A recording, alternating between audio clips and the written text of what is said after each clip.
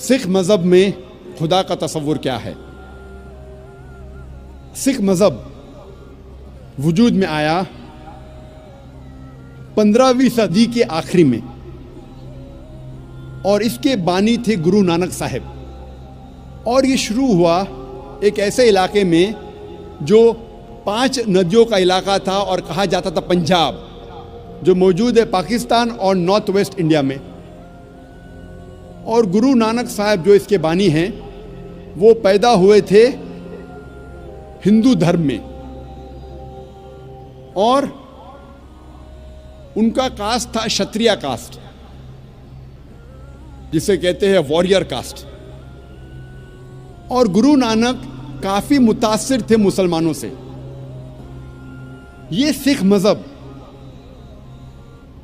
तादाद में दुनिया में 6 नंबर पे आता है और कई विद्वान कहते हैं कि ये सिखिज्म, सिख मजहब एक हिंदू मजहब की शाख है।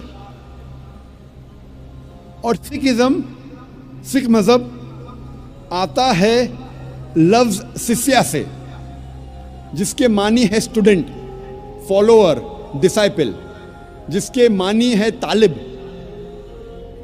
जिसके मानी है मानने वाला।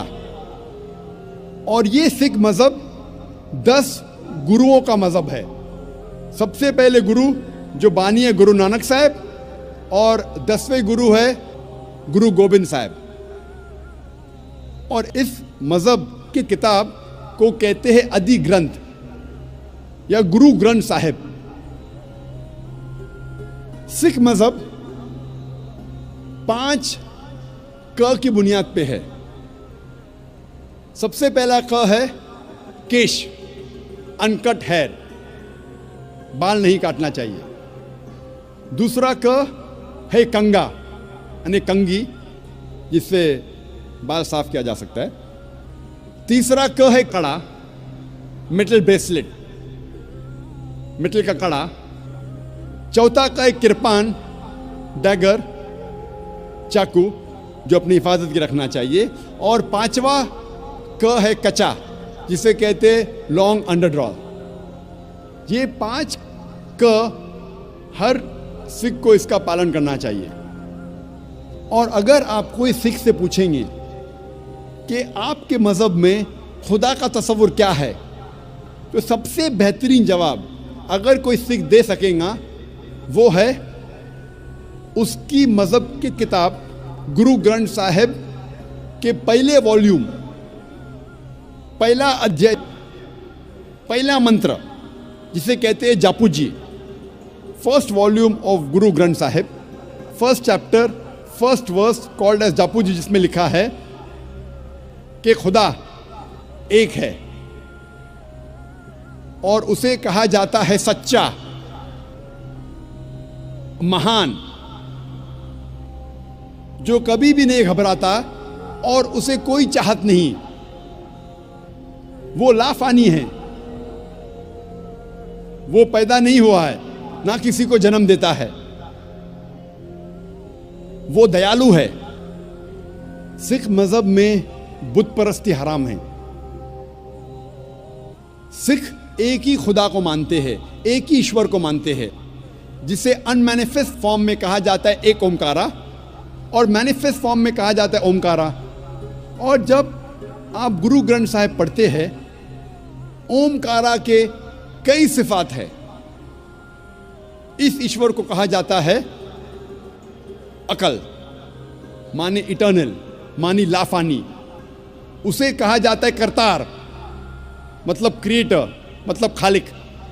उसे कहा जाता है सत्यनामा, जिसके मानी होली नेम, जिसके मानी पाक नाम। उसे कहा जाता है परवरदिगार, मतलब चेरिशर, मतलब पालने वाला। उसे कहा जाता है साहिब, मतलब लॉर्ड, मतलब रब। उसे कहा जाता है रहीम, मतलब मर्सीफुल, मतलब रहमत वाला। उसे कहा जाता है करीम, मतलब बेनिफिशेंट, मतलब करम वाला। उसे कहा जाता है Wahe Guru, one true Lord, एक ईश्वर, एक सच्चा ईश्वर। एक सच्चा खुदा। सिख मज़हब में बुत परस्ती हराम है और सिख मज़हब में अवतार वदा का भी फ़लसफ़ा नहीं है कि खुदा अवतार लेते हैं इंसान बनते, ये फ़लसफ़ा नहीं है। और गुरु नानक साहब वो काफ़ी मुतासिर थे संत कबीर से, इसीलिए गुरु ग्रंथ साहिब में कई संत कबीर के दोहे हैं। और मुझे याद है जब मैं स्कूल में था तो एक मशहूर दोहा संत कबीर का था, दुख में सुमिर न सब करे, सुख में करे न कोय, जो सुख में सुमिर न करे तो दुख काय होए।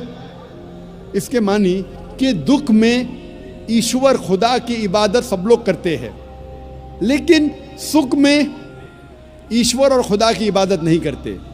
जो इंसान सुख में ईश्वर और खुदा की इबादत करता है उसको दुख कभी भी नहीं होगा। यही लिखा है कुरान मजीद में, सूरह अज़्ज़ुमर में, सूरा नंबर 39 आयत नंबर 8 में, कि जब इंसान को तकलीफ आती है तो रब से दुआ करता है, अल्लाह सुब्हानहू व तआला से दुआ करता है। लेकिन जब अल्लाह सुब्हानहू व तआला उसकी तकलीफ को दूर करता है तो इंसान रब को भूल जाता है और रब के साथ दूसरे को शरीक करता है। जब हम सिख मज़हब की किताबों का मुताला करते हैं तो हमें पता चलता है कि सिख मज़हब में भी लिखा है कि खुदा एक है, ईश्वर एक है और सिर्फ उसकी इबादत करना चाहिए, और उस ईश्वर की, उस खुदा की कोई मूर्ति नहीं, कोई बुत नहीं, और सिर्फ उस ईश्वर की इबादत करना चाहिए।